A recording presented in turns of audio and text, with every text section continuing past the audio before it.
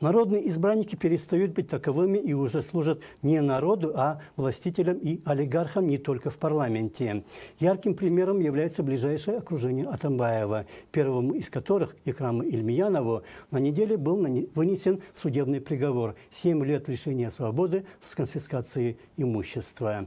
Человек был мясником на Ортусайском базаре, потом переквалифицировался в водители, стал персональным шофером высокопоставленного чиновника, который, уезжая за границу работать послом, рекомендовал его Атамбаеву. Тому водитель настолько понравился, что он довел его до должности первого заместителя руководителя аппарата президента, а потом держал его при себе советником. Ильмиянов мог решить любые вопросы в государстве, а когда он был заместителем рукапа, очередь на прием в его кабинет была гораздо длиннее, чем в кабинет его непосредственного шефа. За 2 дня до инаугурации нового президента Атамбаев наградил Ильмиянова орденом Манаса, высшей наградой Кыргызской республики. Кавалерами ордена этой степени являются всего около 10 человек в стране.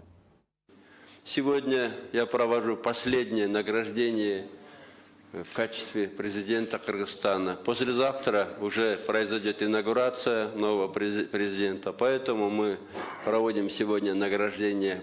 Орденом Манас 2-й степени Ниязов Фарид Аблизимович.